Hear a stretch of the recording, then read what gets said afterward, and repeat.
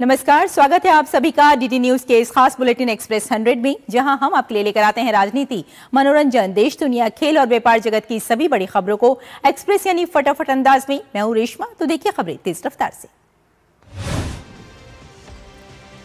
तीनों सेनाओं की सर्वोच्च कमांडर राष्ट्रपति द्रौपदी मुर्मू ने आज वायुसेना के अंबाला स्टेशन से अत्याधुनिक लड़ाकू विमान राफेल में उड़ान भरी। राष्ट्रपति मुर्मू इससे पहले सुखोई 30 लड़ाकू विमान में भी उड़ान भर चुकी हैं।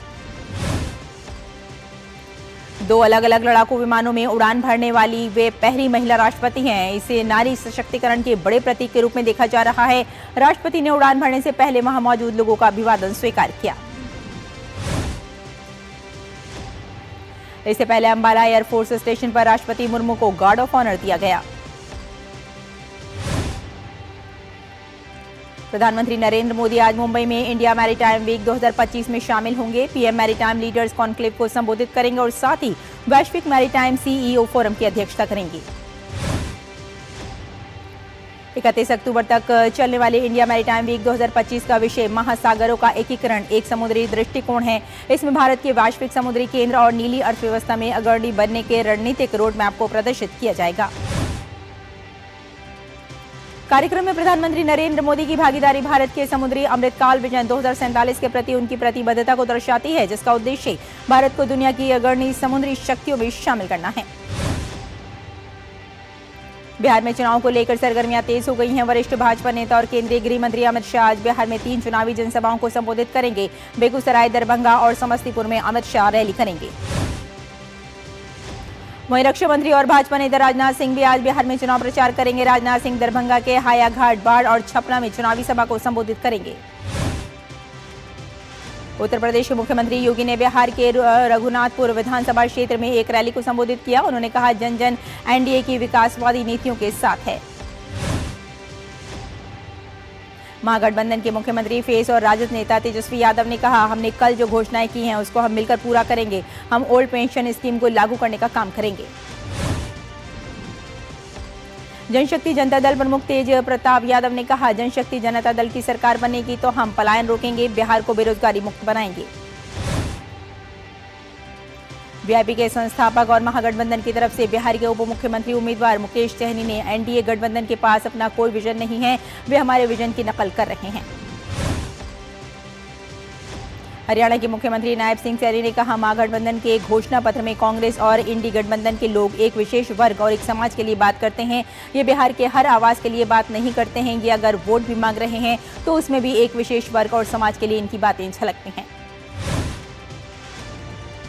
मध्य प्रदेश के मुख्यमंत्री मोहन यादव ने बिहार विधानसभा चुनाव को लेकर कहा, प्रधानमंत्री के नेतृत्व में पुनः एक बार एनडीए की सरकार नीतीश कुमार के साथ बने, इस दिशा में बिहार में हम सभी कार्य कर रहे हैं। केंद्रीय मंत्री जीतन राम मांझी ने कहा, नीतीश कुमार और प्रधानमंत्री नरेंद्र मोदी ने बिहार के विकास के लिए कई कदम उठाए हैं। बिहार की जनता एनडीए को भारी मतों से जिताएगी। भाजपा नेता योगेंद्र चंदोलिया ने कहा, महागठबंधन का घोषणा पत्र झूठा है। ये झूठे वादे करने में माहिर है। वो नौकरी नहीं दे सकते, वे केवल झूठे वादे करके सरकार लाना चाहते हैं।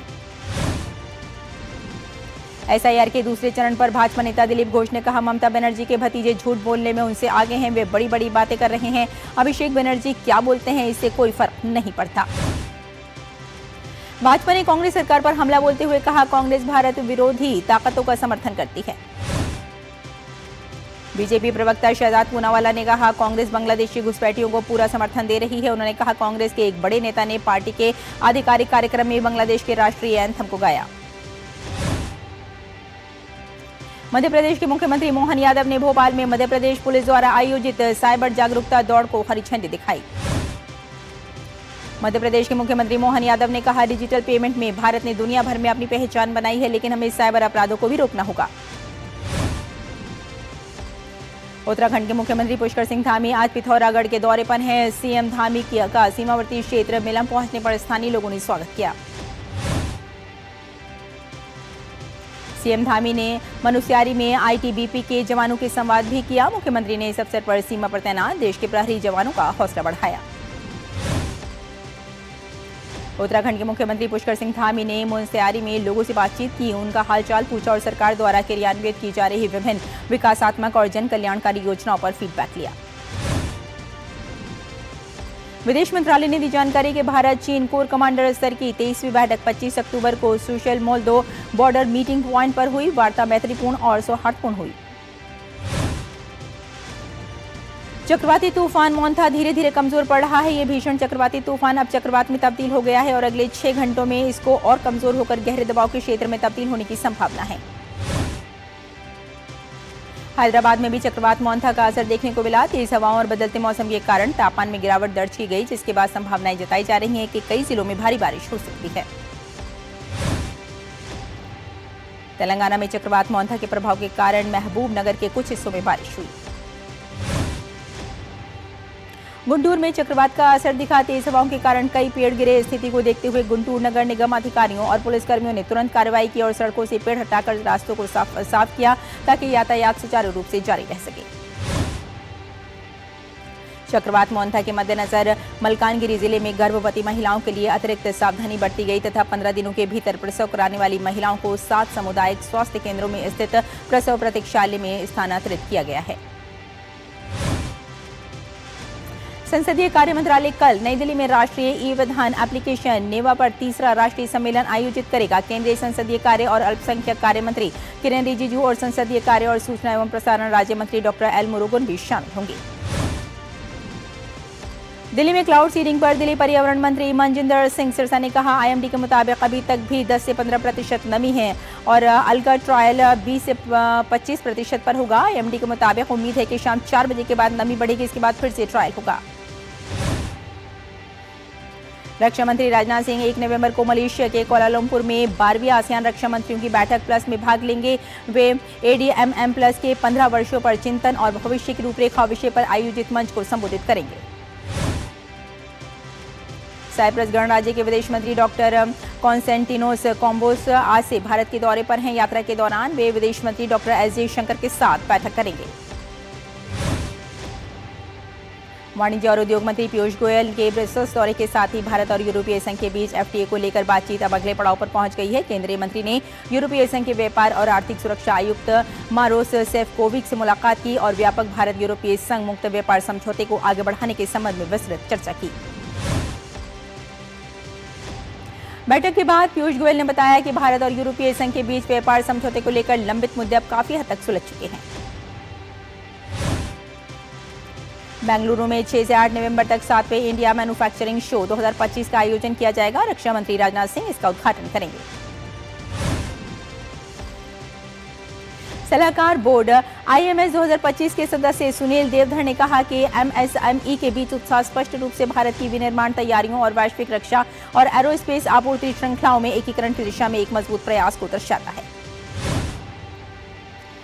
भारतीय वायुसेना 2 नवंबर को सेको आईएएफ मैराथन 2025 का आयोजन करने जा रही है, जिसमें हाफ मैराथन 10 किलोमीटर और 5 किलोमीटर की दौड़ शामिल होगी। यह आयोजन फिटनेस, देशभक्ति और राष्ट्रीय गौरव को एक साथ जोड़ने वाला प्रतीक होगा। भारतीय नौसेना 4 दिसंबर को नौसेना दिवस पर अपनी युद्ध क्षमता का प्रदर्शन करेगी। यह आयोजन केरल के तिरुवनंतपुरम स्थित शांगुमुखम बीच पर होगा, जिसमें नौसेना प्रमुख एडमिरल दिनेश के त्रिपाठी मुख्य अतिथि के तौर पर शामिल होंगे। भारतीय तटरक्षक बल ने कोच्चि से लगभग 1500 किलोमीटर पश्चिम स्थित ईरानी फिशिंग नौका अल ओवैस से एक गंभीर रूप से घायल मछुआरे को सफलतापूर्वक बाहर निकाला है। यह अभियान तब शुरू हुआ जब समुद्री बचाव समन्वय केंद्र मुंबई को एमआरसीसी चाबहार ईरान से ईरानी मछली पकड़ने वाली नौका अब अल ओवैस में एक चिकित्सा आपात स्थिति और इंजन की खराबी के बारे में सूचना मिली। नौका में चालक दल के 5 सदस्य थे। बेलारूस के मिन्स्क में आयोजित तीसरे यूरो एशियन सुरक्षा सम्मेलन में भारतीय विदेश मंत्रालय के पश्चिम सचिव सीबी जॉर्ज ने देश का प्रतिनिधित्व करते हुए कहा कि अंतर्राष्ट्रीय समुदाय को मिलकर सीमा पार आतंकवाद का सामना करना होगा।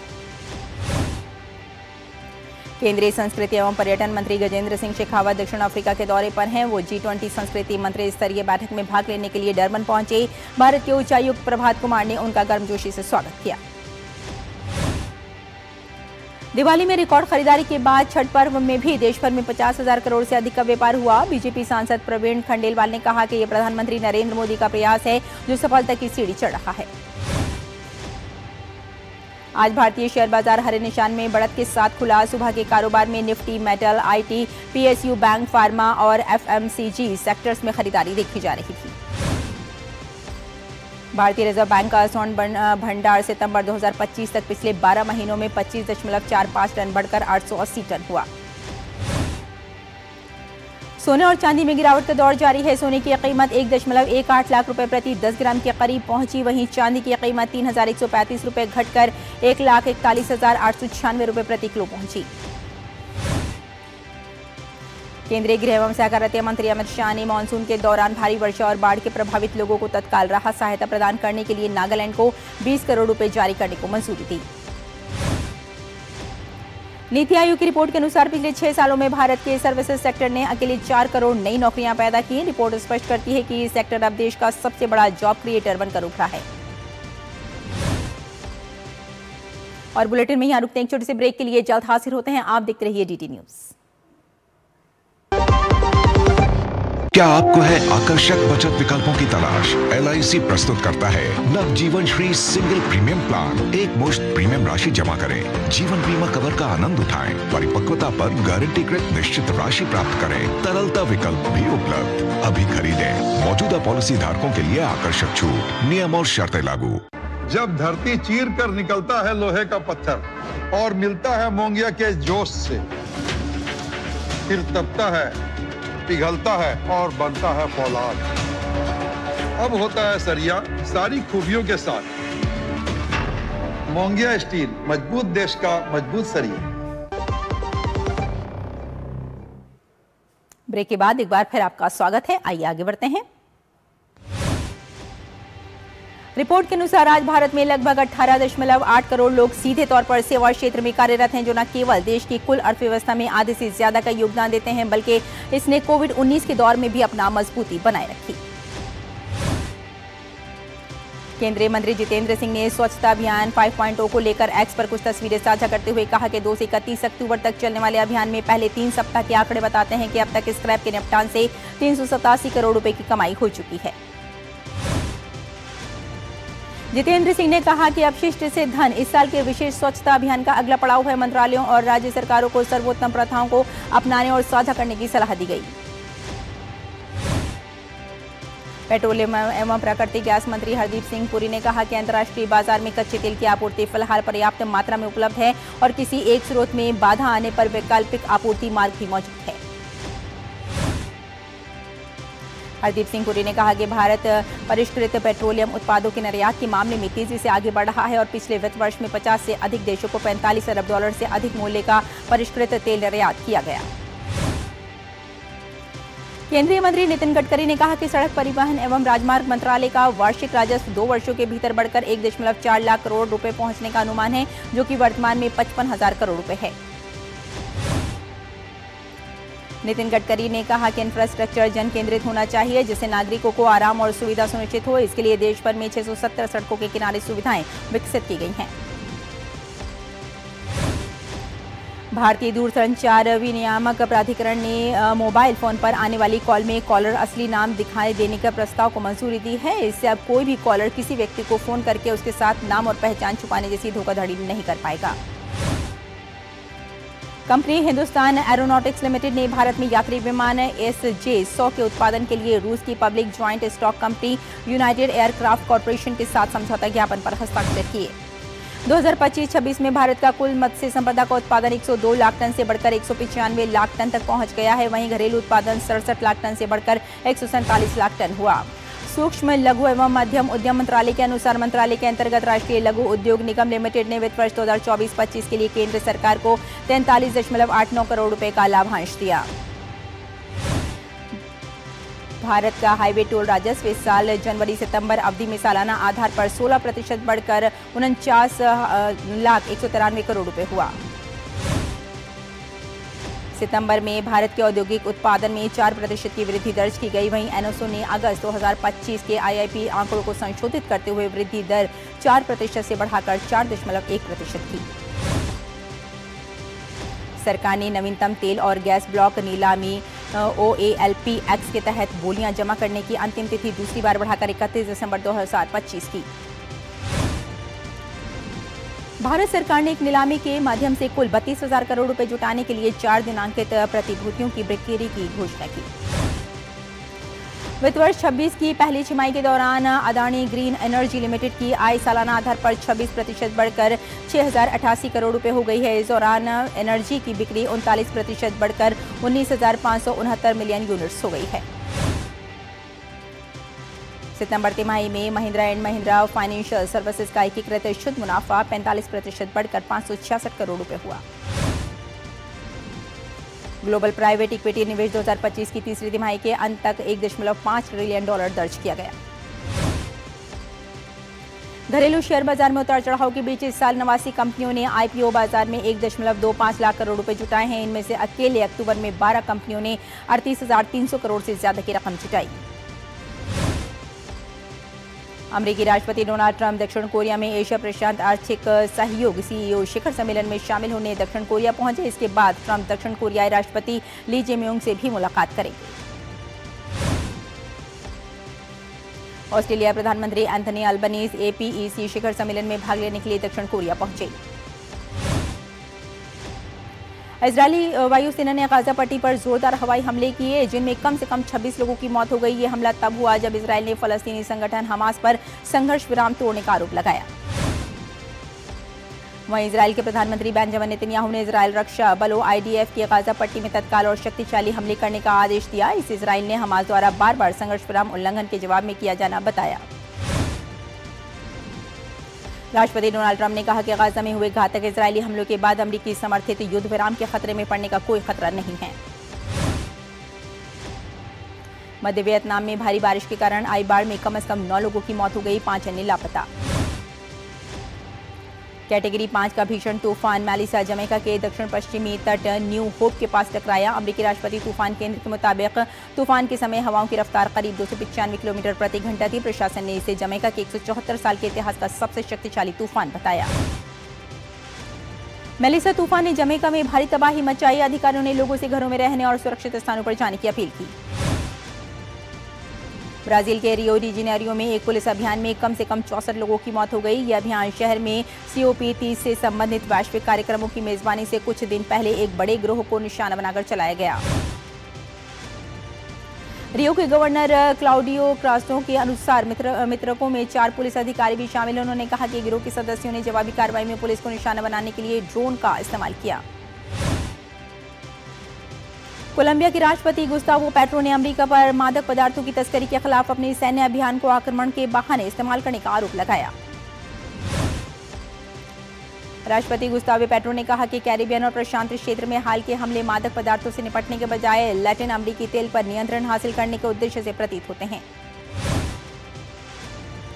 रूसी रक्षा मंत्री आंद्रेई बेलासोव ने मॉस्को में सीरियाई रक्षा मंत्री मुरहाफ अबू कसरा के साथ वार्ता की। लीबिया की राजधानी त्रिपोली के पश्चिम में एक नाव के पलटने से मारे गए कम से कम 18 प्रवासियों के शव बरामद। अफगानिस्तान और पाकिस्तान के बीच लंबे समय से जारी तनाव को खत्म करने के लिए इस्तांबुल में हुई शांति वार्ता बिना किसी ठोस समाधान के समाप्त। फ्रांस की राजधानी पेरिस में छठ पूजा का आयोजन किया गया, जिसमें भारतीय दूतावास से मुख्य अतिथि नवीन कुमार अपने परिवार के साथ शामिल हुए और एयर कमांडोर माधव रंगाचारी की पत्नी सुनीता ने भी हिस्सा लिया।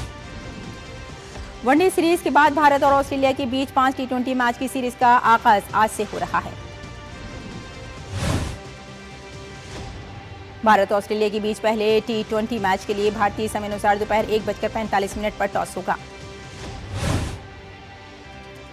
सूर्य कुमार यादव की अगुवाई में भारतीय टीम के हौसले बुलंद हैं। भारत ने 20 बार ऑस्ट्रेलिया को T20 में हराया, जबकि ऑस्ट्रेलिया ने भारत को 11 बार हराया। आईसीसी महिला क्रिकेट विश्व कप का पहला सेमीफाइनल मुकाबला आज इंग्लैंड और दक्षिण अफ्रीका के बीच होगा। इंग्लैंड और दक्षिण अफ्रीका के बीच महिला क्रिकेट विश्व कप के पहले सेमीफाइनल का ये मुकाबला गुवाहाटी में दोपहर 3 बजे से खेला जाएगा। महिला एक दिवसीय क्रिकेट विश्व कप का दूसरा सेमीफाइनल मुकाबला भारत और ऑस्ट्रेलिया के बीच होगा। युवा कार्यक्रम और खेल मंत्रालय के प्रमुख युवा सहभागिता पहल मेरा युवा भारत ने 2 करोड़ से अधिक पंजीकरणों को पार करके नई उपलब्धि हासिल की। केंद्रीय खेल मंत्री डॉक्टर मनसुख मंडाविया ने युवा सहभागिता पहल और मेरा युवा भारत कार्यक्रम में युवाओं की बढ़ती सहभागिता पर खुशी जताई और इसे राष्ट्र के लिए गौरव का क्षण बताया। भारतीय मुक्केबाजों का युवा एशियाई खेलों में शानदार प्रदर्शन जारी है। 6 मुक्केबाजों ने फाइनल में प्रवेश कर देश के लिए पदक पक्के किए। एशियाई युवा खेलों में मुक्केबाजी के पुरुष वर्ग में अनंत देशमुख ने सेमीफाइनल में जगह बनाने के साथ देश के लिए एक कांस्य पदक पक्का किया।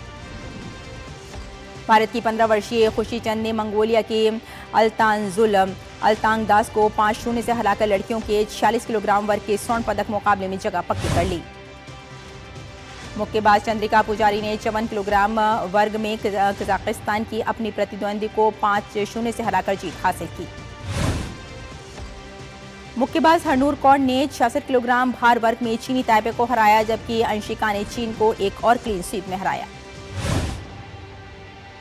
MS धोनी की क्रिकेटर बनने की यात्रा पर बनी film MS Dhoni the untold story ने एक पाकिस्तानी क्रिकेटर को फिर से क्रिकेट में वापसी के लिए प्रेरित किया। दक्षिण अफ्रीका के खिलाफ T20 सीरीज के लिए पाकिस्तान टीम में जगह बनाने वाले उस्मान तारिक ने कहा कि उन्होंने स्थानीय सर्किट में खेलने के बाद खेल छोड़ दिया था, लेकिन धोनी पर बनी फिल्म ने उन्हें फिर से क्रिकेट में वापसी के लिए प्रेरित किया। तो एक्सप्रेस न्यूज में फिलहाल इतना ही। अनुमति दें। नमस्कार।